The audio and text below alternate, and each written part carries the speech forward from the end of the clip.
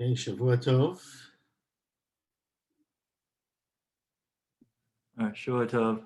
Everyone, Hanan, Elchanan. Hi. I'll call you afterwards. Is that okay? Absolutely. You have my number from last time? Yeah.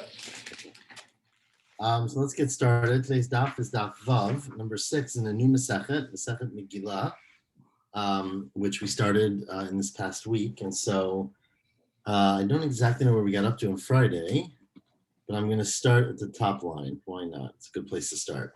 So the specific discussion we've been having is about what's considered to be a walled city. We moved on from that discussion to have a little bit of a side discussion about the city of Tveria, which classically is considered to be a walled city, right? Remember that cities that are, it's Masechet Megilah Daf Vav today, number 6. So remember, traditionally, cities that are walled city, based on the Pasuk at least, read the Megillah, well, the Pasuk doesn't say this, but we derived that they read the Megillah on the 15th day of Adar, and celebrate Purim on that day, unlike all the other cities which do it on the 14th, unless they're very small villages, in which case they can get a dispensation to read it earlier on the day of Knesset, which might be 2 or 3 days earlier. So we're sort of on a side topic. Today's got a lot of Agarata, and we're going to start at the top, which is the word Chamat, which is the third word on the line. Says the Gemara, this is Rabbi Yochanan. Rabbi Yochanan said Chamat zu Tveria. That the name in the pasuk talks about the city of Chamat, it's referring to Tveria, which seems pretty logical. Lama nikashma Chamat al shum Chamei Tveria. Right? Chamat means hot, and obviously Tveria is very, very famous for its natural hot springs. Shavuot Tov Miriam. We're at the second line now. So Chamat is Tveria because it's hot. It's well, it's not a hot city. I mean, it's hot, but it is hot. It is hot too, right? But many cities in Israel are hot. Yeah, but it's known that because of its hot springs. Rakat, when we talked about, again, this is a pasuk that we had yesterday, a pasuk in Yoshua, which said the array miftar were tsar or tzur, chamat, rakat, and kineret. So Rakat is Tzipori, right? The city of Tzipori, which is very famous, of course, if you go to Israel nowadays, there's a huge archaeological dig, but it's the city that Rabbi Yehuda Nasi lived in, had a Sanhedrin in, had a big palace in. So Rakat is Tzipori. Lama Nikushmo Rakat. Rakat is like the boundary of a river. And Mishum de Midlaya Kirakta Dinara. It is high up like the boundary of a river, like the Palisades, basically. Right, the side of a deep river, it goes up. I'm sitting here looking at the Palisades, but to those who aren't, right, the Palisades are, so the side of the mountain next to the river goes up very high, in this case, the Hudson River. And so the city of Tveria is, the city of what's it called? Tzipori is in a mountain. And so because the city of Tzipori is high up, it's called Rakat. And Kineret, what's the city of Kineret? That's Ginosar. That refers to the city of Ginosar, which I guess is in that same area in the Galil. Kineret, the Metiki Pera Kikala de Kinri. The reason it's called Kineret is that it's free. Remember, we always talk about the Perot Ginusar. The fruit of Ginusar are incredibly sweet and juicy, and that's as sweet as the voice of a kinar, of a harp. So it's a beautiful thing, like the sound of music. Amar Rava, says Amar, what are you talking about? Says Rava, is that really true? That Rakat is Tzipori, which is what Rabbi Yochanan just said. Nikolaman Dama Rakat lav Tveria. Is that, how can someone argue that Rakat is not Tveria? We're going to see in a second, in common usage, that Rakat is always the terminology we use when we're talking about Tveria, not Tzipori. What's the example, says Rava? Remember, Rava lived in Bavel. It says Rava, Hakishachav inish hacha. When a person dies here in Bavel, and they bring the body up, or they tell people in Israel, in the city of Tzipori, that person died, right? I'm sorry, Tveria, that the person died. Hatam sapti lehachi. The way they there, meaning in the city in Israel, in Tveria, they say a hesped with the following words, and this is a quote now: Gadol hu b'sheshach. He was a great person in Sheshach. Sheshach is a way we refer to Bavel. She points out that if you use the atbash gematria, right, bet becomes a shin. So shin chaf is bet lamed in that system. Why would they use atbash here? Sorry? Why would they use atbash? That was the colloquial. So they referred to Bavel as Sheshach. It was just a way. I don't know how it started, but that was a way to call it Bavel. So they would say this person was great in Bavel, the Shem Lo Bereket, and he had a name, and they heard about him all the way over in Tveria, which is Reket. And Chimaski Arona Lahatam, and if they actually brought the coffin to Eretz Yisrael, to Tveria, they would say Saptile, they would say the following, Hachi, Ohave Sridim Yoshvei Reket, the people, the lovers of Sridim, actually it says Sridim means Ohave Yisrael, right? Sridim can mean the remainders, the ones who are survivors. There's different ways to understand why Sridim means Jewish people, but Ohave Sridim, those who live in Rakat, which again we're saying now means Tveria, those, because we're talking about Tveria, those who live in Rakat, go out and see those who were killed in the valley, right? Obviously, Bavel, in this case, Bavel is a reference to the valley. So, you see that the common terminology in Tveria is to call Tveria Rakat, not to call Tzipori Rakat.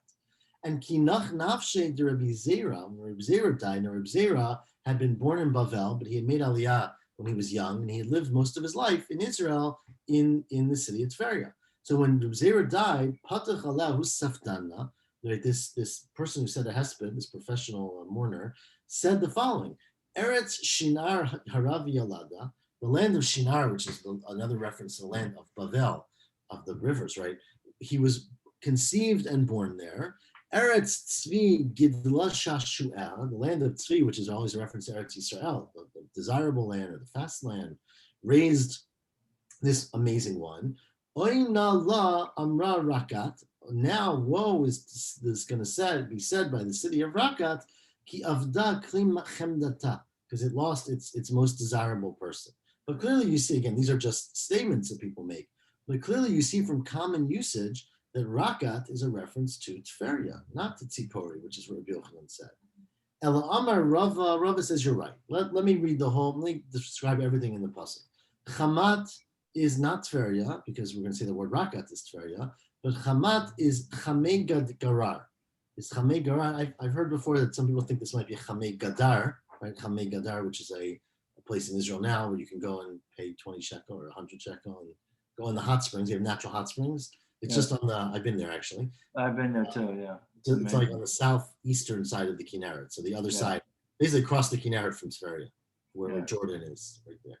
Anyways, but it doesn't say that it's just Chamat Gerar. So maybe it's referring to somewhere else. But either way, these are the hot springs of Gerar.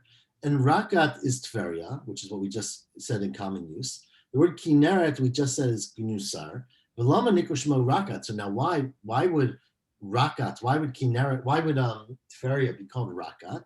Because Rak is here as a reference to Rekanim, to the empty ones, meaning the non-prominent people, that Afila Rekanim Shabam Leim Mitzvot Kirimon, that even the stam people, even the regular Amaratza, maybe we would say, the Rekanim, in Tveria are as full of mitzvot, like a Rimon, so that it's such a great city that even the standard people, or the Rekanim, are great.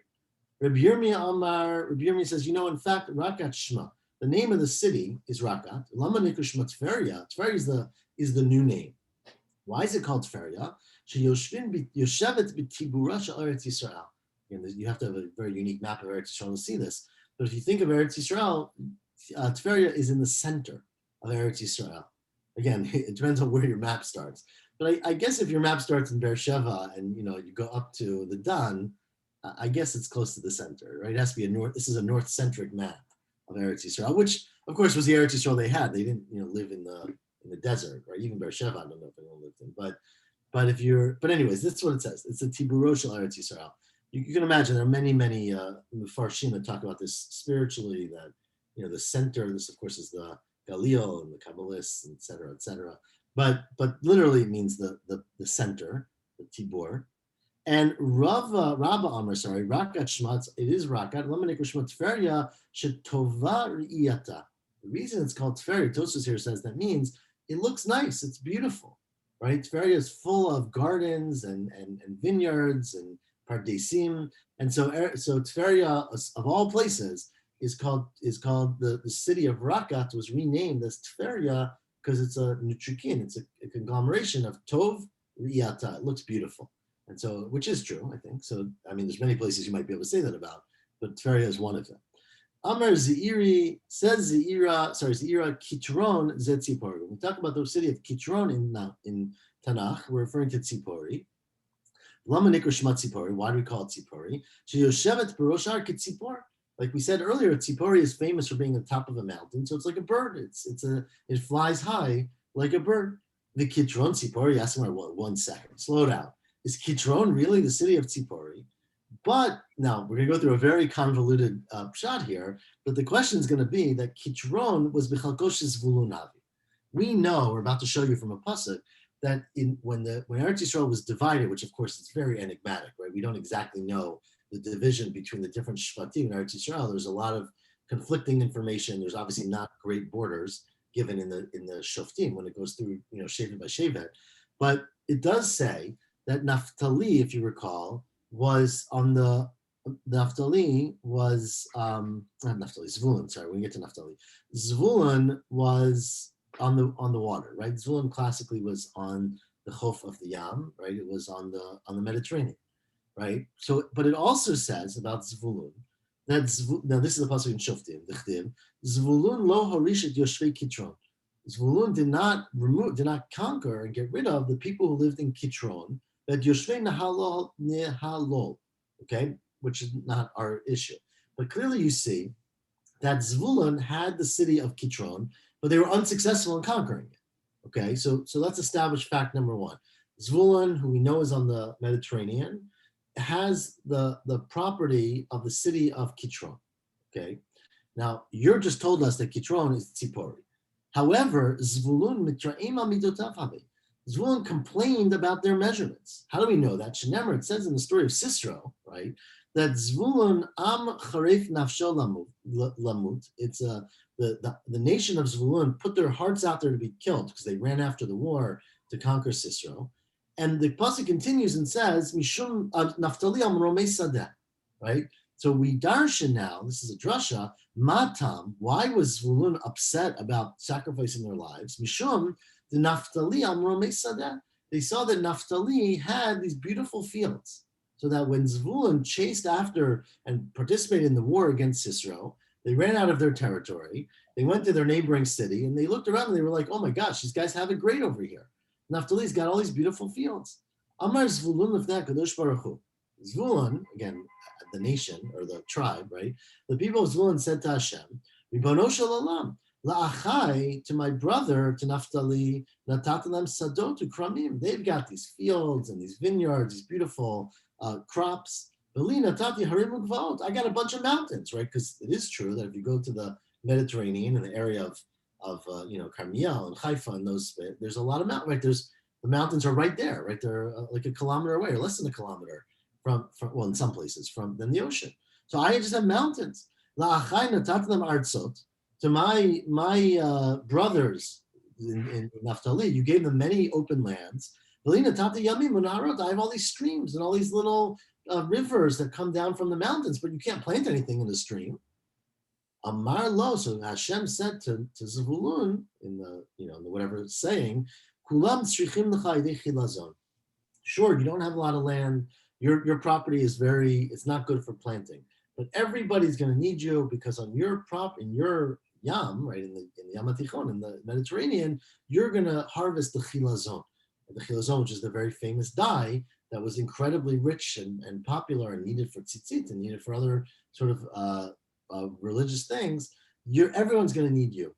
Shenemar, as it says, and this is in Zot HaBracha, Amim har yikra'u, right? Your people will come to your mountains, we'll say, Usfunei tmunei and the hidden things in the sand. Tani Rav Yosef, what's that referring to? Sfunei means the chilazon, which is the snail, right? That's in the bottom of the sea that has this color. Tmunei is referring to tirit, sorry. You're going to have the things that are hidden in the ocean, which are the tarit. Rashi here says tarit is some kind of fish. What's Rashi saying here? Dag shikorim tunina. I don't know if that's a tuna or not, but it sounds like it. Either way, there's some fish that is going to be very valuable that you have, because you're on the sea. And chol is chuchit levana. The sand that you have is the sand that they use to make clear glass, right? So all of their sand has dirt in it or it's dark. But if you want to make very clear glass, you have to use sand from Zvulun. And so everyone's going to come to you to buy your sand.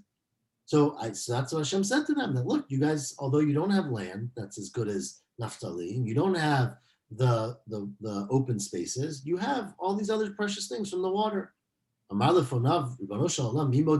So God, how do I assure that I'm going to keep it? Meaning anyone can come and sail in my seas and take the Chila zone, and I don't own anything, right? So giving me the shore doesn't tell me that I get what's in the sea. Amar lo. So Hashem said, and this is the continuation of the pasuk, Sham yizbechu zivchei tzedek. There will be righteousness, meaning siman zeh yehei lecha kol hanotam mimcha b'li damim ina mo'el b'prakmatya shelo klum. Look, you have my guarantee, said God. If people come and take your produce or your snails without paying you, they're going to fail in business. You have my promise that this is your thing and no one's going to take it from you. Now, I heard of pirates.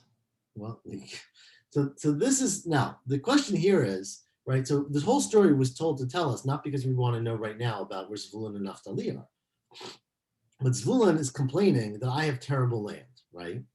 And God's response, quote unquote, is, okay, but the ocean has a lot of beautiful things, or the sand.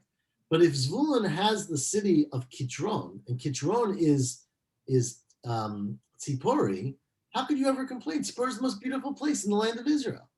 So how could you ever complain that you don't have good land if you have Tzipori? Ask the Gemara, if Kitron, which we know is in the place of Zvulun, is the city of Tzipori, why in the world would he be complaining about his measurements? Tzipori is a very valuable place. Everyone wants Tzipori. So you're going to say, well, everyone loves Tzipori, but it doesn't have the gifts of Israel. It doesn't have all the land that you can get your zavat, your chalav, and your dvash, right? It doesn't have, actually understands this is all in the context of animals, that you have animals that produce whatever sweetness, and they produce milk, and they, so you don't have that. I was once shown the area in which you can harvest the milk and the honey of Tzipori. It was 16 mil by 16 mil. So a huge space. So you see Tzipori is a beautiful city. Everyone knows it's beautiful. I mean, if you've been to Tzipori, the views are incredible. It's an incredible place, but it also has all this richness, has Zvat Chalav and Dvash. Says, well, okay, maybe it's rich, but you're only as rich as your brother, right? Maybe, okay, they got a lot in Zvulun, but Naphtali's got more. And so no matter what you have, he has a better car. So that's what he was complaining about. Again, what all this means is not so clear, but Rabbi Bar Bachana said in the name of Rabbi Yochanan, I was shown, again, I don't know if it's miraculously or some whatever, I was shown all of the produce, all of the Zavat Chalav Dvash that was made by the entire land of Eretz Yisrael, I guess in a certain year.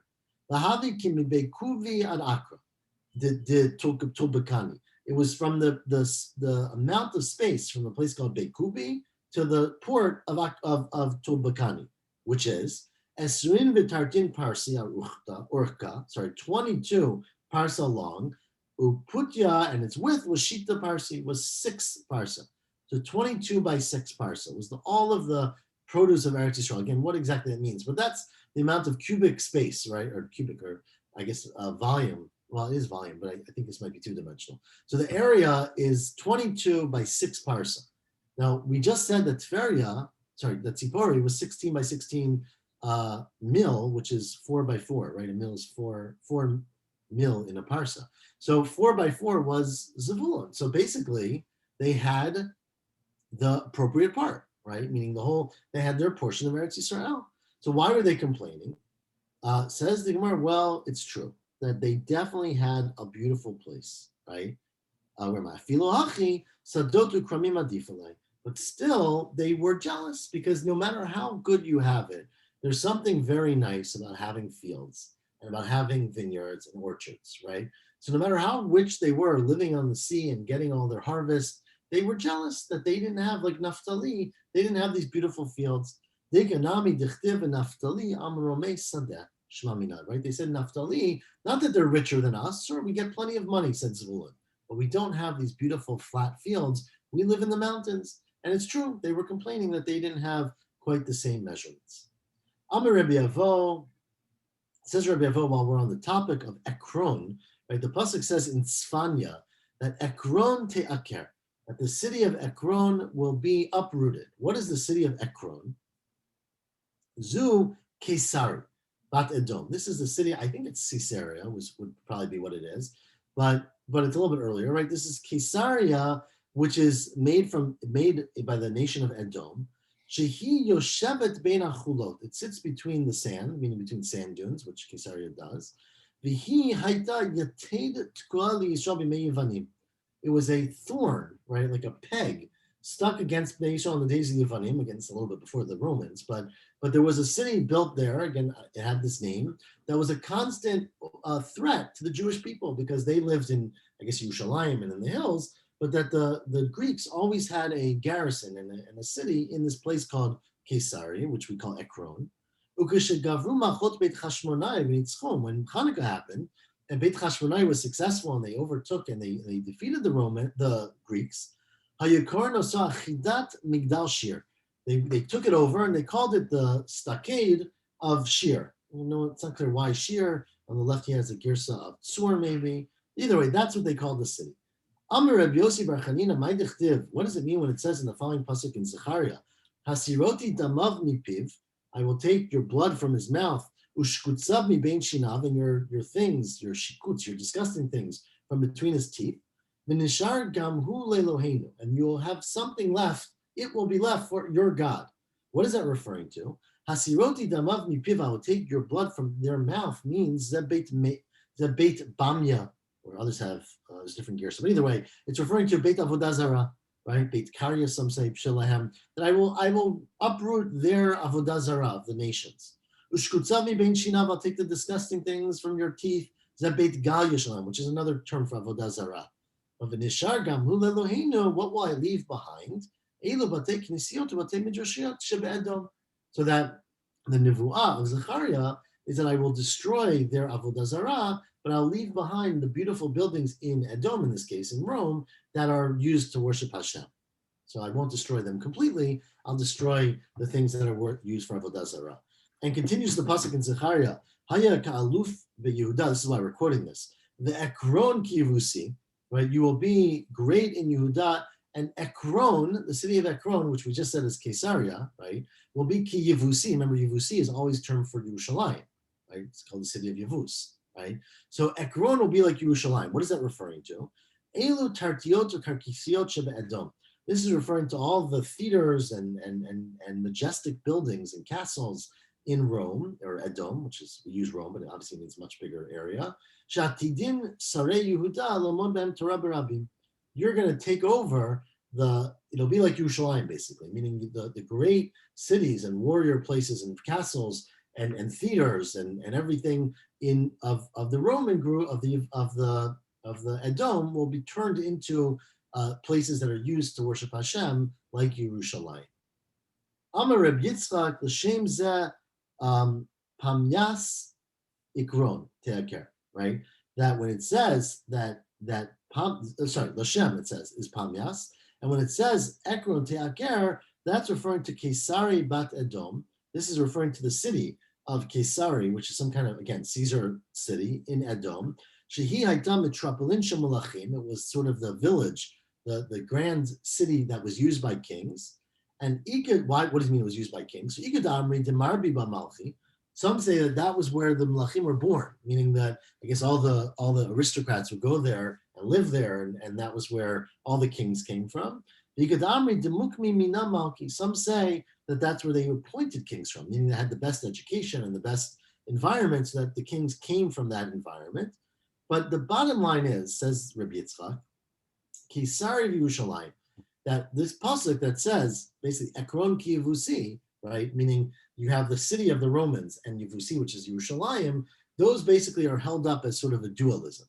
And that you can have the city of Kesari and Yerushalayim, im yomar lecha adam charvu shteihem al ta'ameh.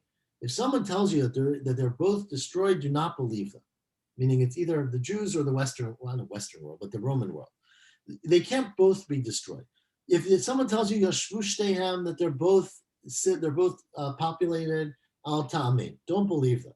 But if they say to you Charva Kesari v'Yashra Yerushalayim, that Kesari, the Roman capital, is destroyed and Yerushalayim is rebuilt, or the opposite, Chas v'Shalom, right? The Charva Yerushalayim v'Yashra Kesari ta'amin, that you should believe, because you can't have both. So either one is in control of the other, but never are both destroyed and never are both fully built. Shenemar, as it says, Imala hachareva, I will fill up the one that is destroyed, but we read that of im mileyazu charvazu.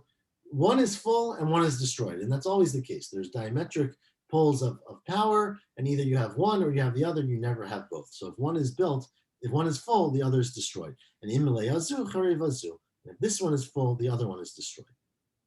The same message is from the bracha of, or the nevuah maybe, that what's her name had, that Rivka had, of ulaom milaom ye'amatz, right? That from they'll fight, struggle from power to power, meaning in this case it was Yaakov and Esav, that one will always be in charge. Amr Rabbi Yitzchak, now says Rabbi Yitzchak, my dichtiv, yuchan rasha bala meid tzaddik, that a rasha will be, again, this pasuk is the pasuk in Yeshayahu, but that it says a rasha should have chanin, which usually means compassion, like chanina, and don't teach, or balamad tzaddik, don't look for righteousness.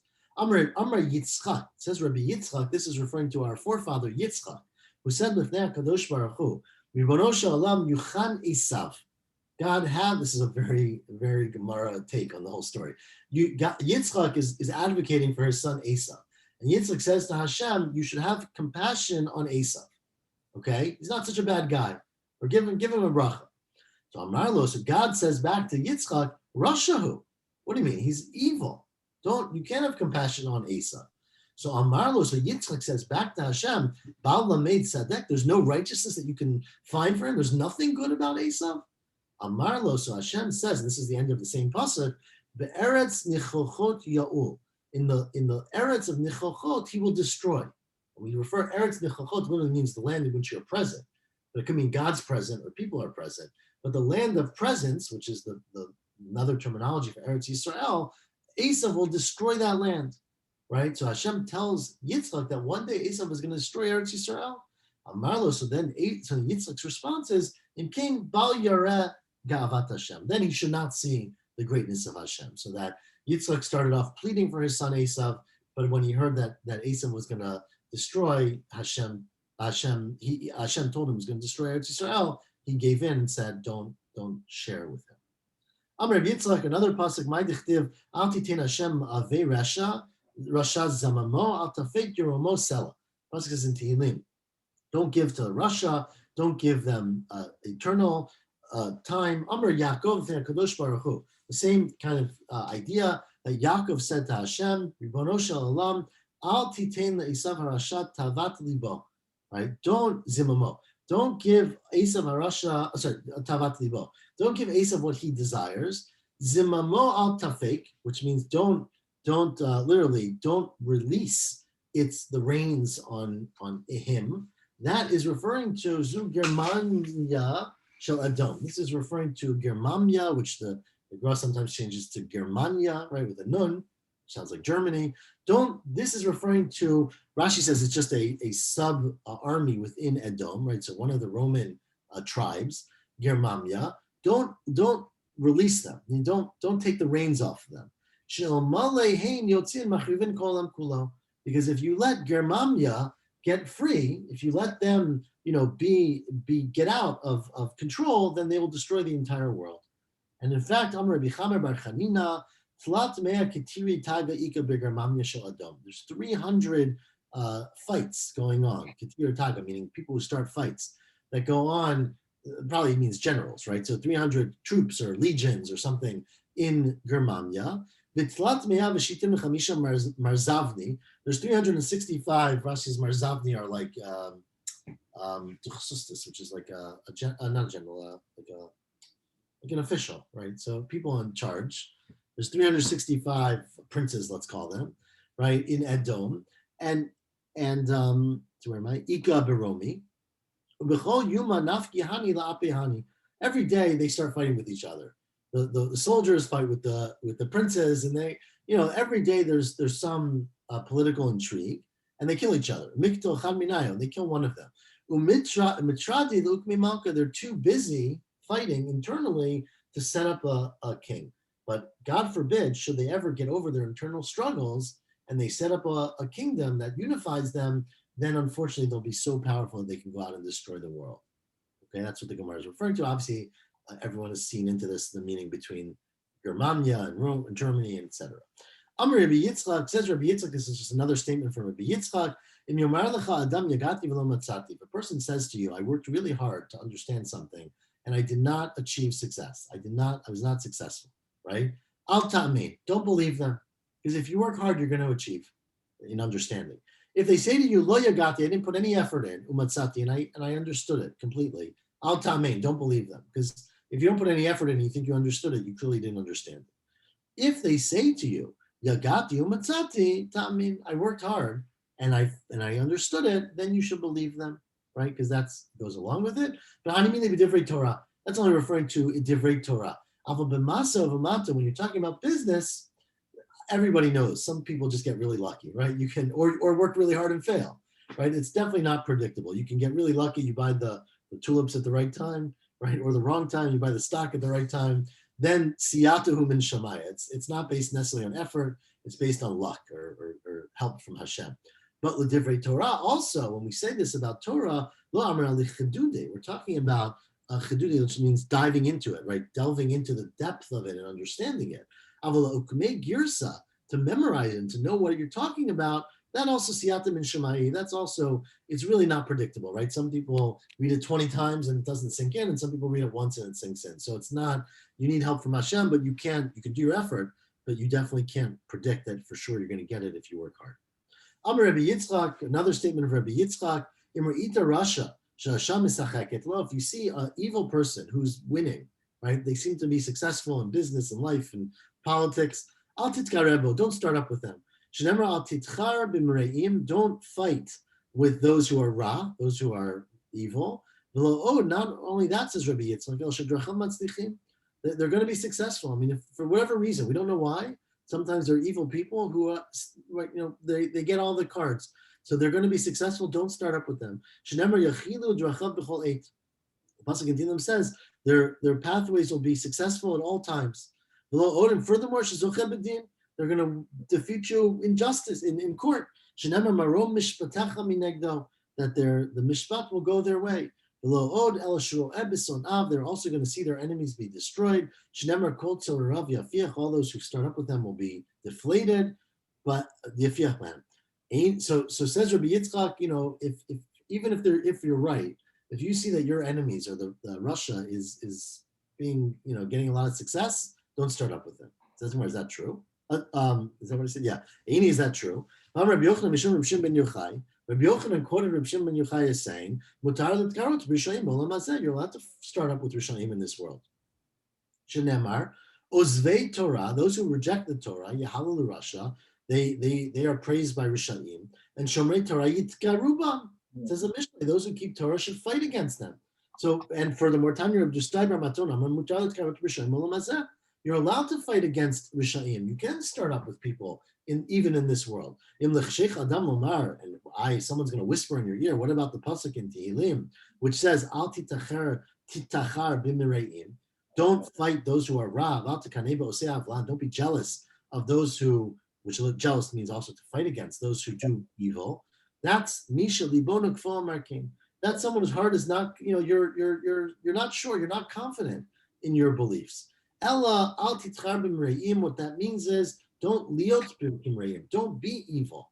Don't follow their ways. Meaning don't be like those who do ra. Al tikanei bosei avla. Meaning aliot kosei avla. Don't be like those who are doing things that are wrong. So it's a contradiction. Because Rabbi Yitzchak said you shouldn't start up with people who are Rishaim, who seem to be winning every day. And then Rabbi Yochanan seemed to say that you're allowed to start up with them. How do you resolve that? Well, it depends on whether it's personal or it's religious or Hashem.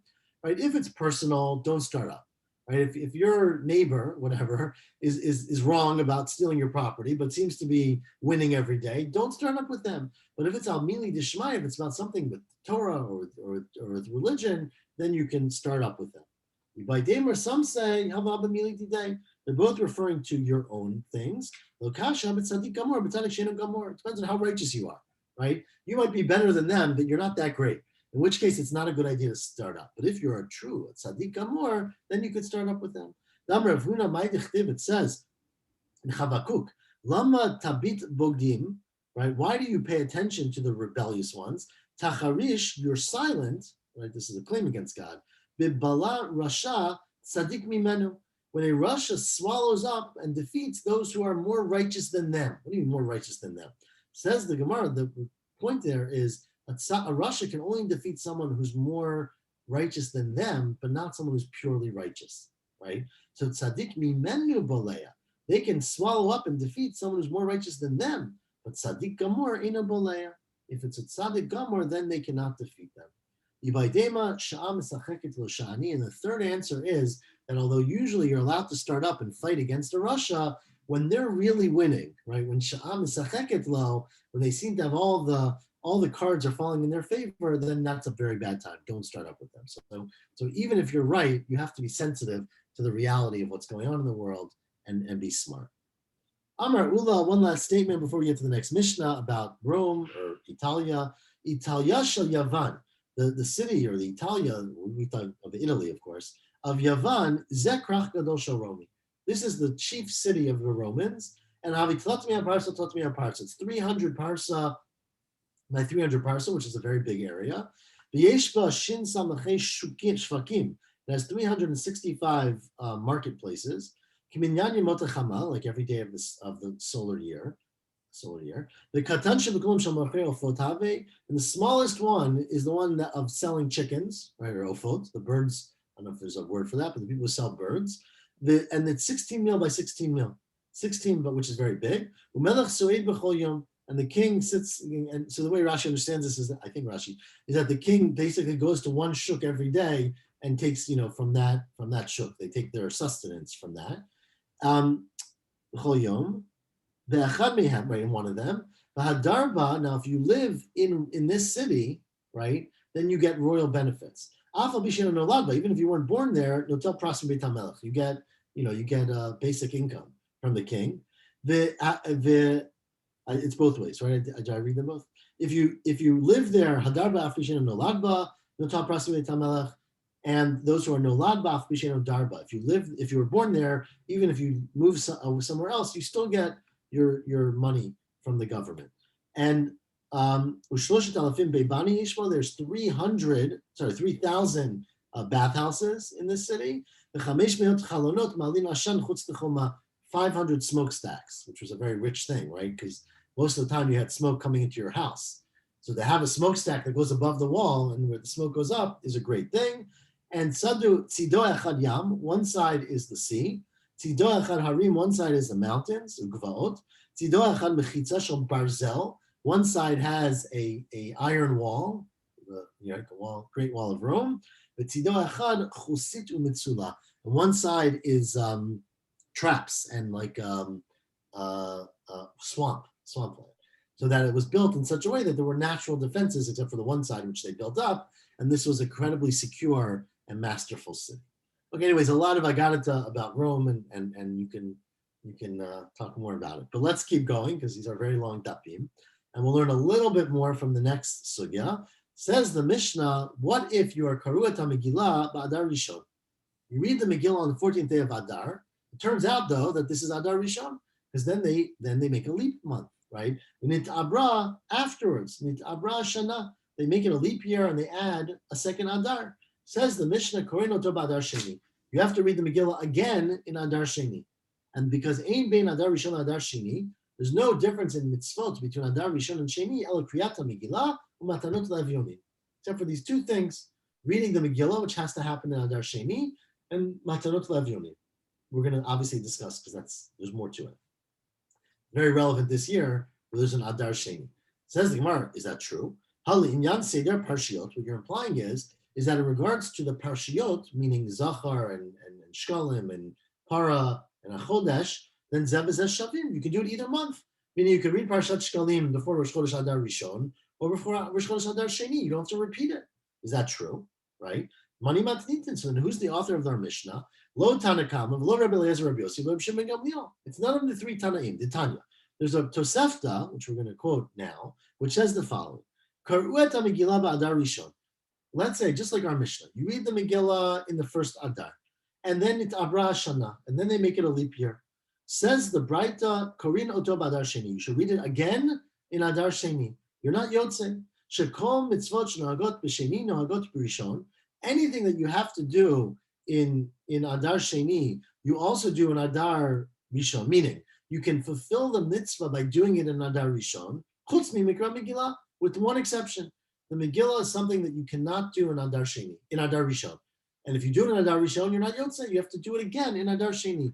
But all of the other mitzvot you can do, and implying, of course, everything, Matanot Levionim and Suda, you can do in Adar Rishon if you want. Rabbi Eliezer Rabbi Yossi Omer, that's the Tanakama. Says Rabbi Eliezer Rabbi Yossi, Ein Korenato b'Adar Sheni. You do not have to read the Megillah in Adar Sheni. You are Yotze in Adar Rishon. Shekol mitzvot shenohagot b'Sheni. Any mitzvah that applies in Adar Sheni also can be fulfilled, meaning it's nohagot b'Adar Rishon. And so you did it already. Now maybe it would be preferable if you did it in Adar Sheni, but since you did it in Adar Rishon, you don't have to repeat it. And Rabbi Shimon ben Gamliel says, Mishum Rabbi Yossi, Af Korenato b'Adar Sheni. No, you have to read it in Adar Sheni. Now that sounds a lot like the Tanakama, right? Says Rabbi Shimon ben Gamliel, Shekom mitzvot shenohagot b'Sheni, ein nohagot b'Rishon. Not only they don't apply b'Rishon. You cannot fulfill any mitzvah that's come in Adar Sheni in Adar Rishon. Everyone, though, however, agrees that Hesped and Tanit asurim b'zeh b'zeh. Everyone agrees that you can't fast or say a Hesped on Purim in Adar Rishon or Adar Sheni. Now, ask the Gemara first of all, before we get to our Mishnah, it seems Rav Shimon Gamliel is the Tanakama. Right? We just said there's three opinions, but there's really only two opinions. One opinion is you read it in Adar Sheni, and one opinion is you don't read it in Adar Sheni. So what are the three things? What's Rav Shimon Gamliel seems like the same as a Tanakama.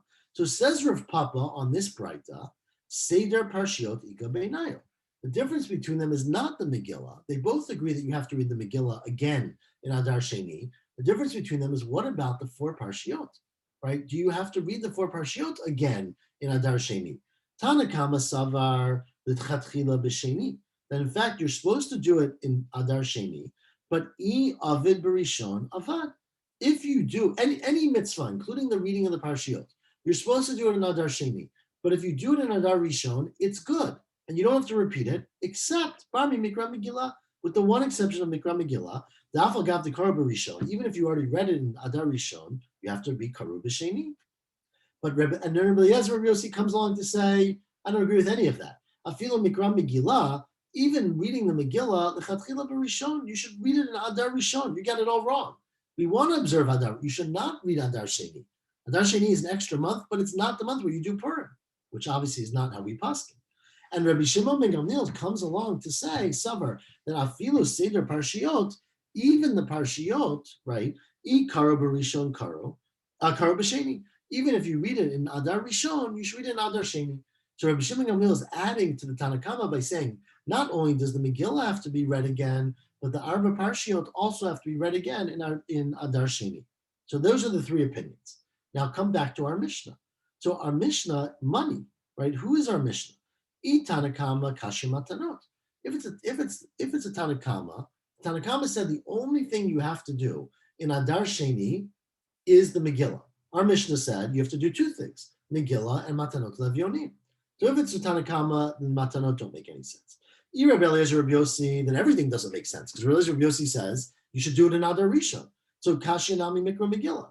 Rabbi Shimon Gamliel, he agrees that everything should be done in Adar Sheni, but not the Parshiot. Kashi Seder Parshiot, because our Mishnah did not say that you have to do the Parshiot in Adar Sheni. It only said Megillah and Matanot Levionim. And according to Rabbi Shimon Gamliel, even the Parshiot have to be read in Adar Sheni. Says the Gemara, no, it's really all in Tanakama. Our Mishnah is going according to the first opinion, and that is the Tanakama who said only Megillah. When the Tanakama said only Megillah, they didn't mean only Megillah. They meant Megillah and the mitzvot of Megillah, right? They meant Tanakama, Mikra, Megillah, who hadin matanot le'avyonim, the Haba Hatalia. Right? Everyone who reads the Megillah understands that we read the Megillah about matanot le'avyonim. The only point of the Tanakama was that not the Parshiot. Right? The Parshiot, which are not related to the Megillah, those don't have to be done in Adar Sheni. And that was what our Mishnah was saying. The only things that have to be done in Adar Sheni are Purim mitzvah, Megillah, Matanot Le'avyonim, and therefore by contrast, by continuing that, we would include also Mishloach Manot, right, and the Suda, but not the Parshiot. It says where else you could say, it could be that our Mishnah is going to Reb Shimon Gamliel, basically says that everything should be done in Adar Sheni. Matnitin, you can add some words to our Mishnah, because really it should say more than that. It should say, Ein bein arba asar shabadar rishon le'arba asar shabadar sheni, ela mikra Megilah umatanot, right? Which is what our Mishnah said. The only difference is mikra Megilah and matanot le'avyonim, and those have to be done in Adar Sheni. Continues, now we're adding the words. Ha le'inyan hesped v'tanei zev v'zeh shavim. But the point is, that's what is unique about Adar Sheni. But for Hesped and Ta'anit, that's prohibited on both Adar Rishon and Adar Sheni. But Ilo Seder Parshiot lo mari.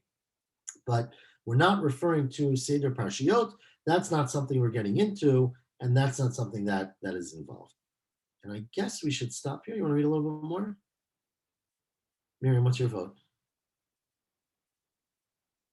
Depends on what time you're going to do it tomorrow. I'm going to do it at 7:30 in the morning, unfortunately. Okay, so then do more, please, because I'm going to be alone then. Okay. Elchanan, you'll be able to join tomorrow morning, I hope? Yes, I got a thumbs up. Okay. I don't know. I'm still not sure what the best time is Sunday, but we'll do I'm going to try 7:30, but I'm going to have to log off about half an hour later. Okay, well, we'll take what we get. So let's keep going, though. I'm not in a big rush. So I guess we'll continue as much as we can. Says Amar Rabbi Chia bar Avin, right? We're like 8 lines from the bottom, 7 lines. Says Rabbi Chia bar Avin, Amar Rabbi Yochanan, Hilchatak Rabbi Shimon ben Gamliel, Shamar Mishum Rabbi Yossi. Halacha is like Rabbi Shimon ben Gamliel, who said in the name of Rabbi Yossi. So remember, Rabbi Shimon ben Gamliel said that Adar Sheni is the sort of the central Adar, and all of the mitzvot have to be done in Adar Sheni. So if you read the Megillah in Adar Rishon, read it again. If you gave Matanot Le'avyonim, you got to do it again. Okay. Remember, the opinion before that was Rabbi Elazar Rabbi Yossi, who said that you only do it in Adar Rishon, not Adar Sheni. Says Rabbi Yochanan, right? I'm Rabbi Yochanan. Forgot that. Shneim mikra echad darshu. In fact, all the opinions darshan the same pasuk. Right? What does the pasuk say? It says you should read the Megillah b'kol shana v'shana. Right? We've quoted this pasuk several times already in the Masechet. Every year, and it's extra because you could have just said b'kol shana. Right? What's called shana v'shana? What are you adding that every year? What's repetitive about it? Says Rabbi Elazar Rabbi Yossi Savar b'kol shana v'shana. It's telling you ma kol shana v'shana. Every year, the average year, you read the Megillah in the Adar that comes after Shvat. Right? Adar samuch l'Shvat. So too, when you have 2 Adars, it should be Adar samuch l'Shvat. Okay, it should be like the average year. Torah is telling you that even in an unusual year, read it the way you would every year. And Rav Shimon Gamliel says, well, the kol shana v'shana, you look at it the opposite way. Ma kol shana v'shana adar samuch l'Nisan. Every year, the Adar, the average year, Adar comes before Nisan, right? Remember, because there's only one Adar. So Afkan Adar samuch l'Nisan. Now, obviously, we understand that how can you, we're intelligent enough to realize that the average Adar comes after Shvat and before Nisan, right? So when you have an unusual Adar, why would you compare it to Adar, to Shvat over Nisan or Nisan over Shvat? So it says the Gemara, Bishlama, Rabbi Elazar, Rabbi Yossi, that's more logical to us. Staver Ta'ameh. His reason seems to be very logical. Dein Mavir and Ala Mitzvot, right? If you got a mitzvah and you have 2 opportunities to do it, you should do it the first chance you get. So if you're going to have Adar Rishon and Adar Sheni, go with Adar Rishon. It's more logical. You don't want to wait longer to do a mitzvah. So that makes sense. Reb Shimon Gamliel, my timer. Why would Reb Shimon Gamliel say that you should wait till the second Adar, which is close to Nisan? So says Amar Rabbi Tavi, Tamad Reb Shimon Gamliel is masmech gula legula adif. Reb Shimon Gamliel has a whole other point, which is, if you recall, Purim is a super story of redemption, right? The Jews were threatened, their lives were threatened, everything was threatened, and they were redeemed. And obviously in Nisan, we read the primal Geula, of Mitzrayim. And so the best thing, says Reb Shimon Gamliel, would be to connect those two stories. And so we want to read the story and celebrate Purim in the month that's closest to the month of Nisan. Okay? Rabbi Elazar Amar, Rabbi Elazar says, I have a different explanation. Reb Shimon Gamliel says you should keep Purim in the second Adar based on the following pasuk. Right? It says that they all agreed to keep the second letter. What's the second letter? Right? Implying, so the way we're learning this is the second month, right? That if you have 2 months of Adar, you should keep Purim in the second one. Obviously, it's not the literal meaning, right? But it's an extra pasuk to tell you that you keep Purim in the second month. Says the Gemara, but you need both proofs. You need Rabbi Shimon Gamliel to know both. Itzrich the michtav hashenit, top of Daf Zayin. You need to say the second month. Itzrich the michtav b'kol shana v'shana, and you need to say it should be like every year. Why? If I only had the proof from every year, hava mina kikushyan, I would have said, what do you mean? Every year it's next to Nisan. Every year it's also next to Shvat, right? So from every year you can't conclusively prove that you should do the second Adar. Therefore, we say Hashemit, Kamashmalan Hashemit on the third line. Therefore, we say the second month. Now, but Iyash Mina Hashemit, if it just said the second month, Hava Mina, I would have thought that B'tchila B'rishon Ub'Sheni. I would have thought that you should read the Megillah on both the first and second month of Adar, right? Which would have been a great thing. 2 Purims, right? You would have Purim on the regular month day, 14th day of Adar Rishon, and the Chiddush is that when you have 2 Adars, you do it twice. Which is pretty logical, right? You have Rosh Chodesh twice, so why don't you do it twice? Kamash Malan, no. B'kol shana v'shana. You should do it the way you do it every single year, and just like every single year, you have Purim once, right? You should do Purim just once, but that's how Reb Shimon Gamliel learns that it's the second Adar, and of course, that is how we paskin, and we observe Purim in the second Adar. We will stop here. Thank you so much. You're welcome. Happy. Thank you. Hanan, hope to see you tomorrow morning at 7:30, and hopefully Hanan will join. Shavua Tov. Shavua Tov. I'm ready for Purim right now. We got 3 months exactly.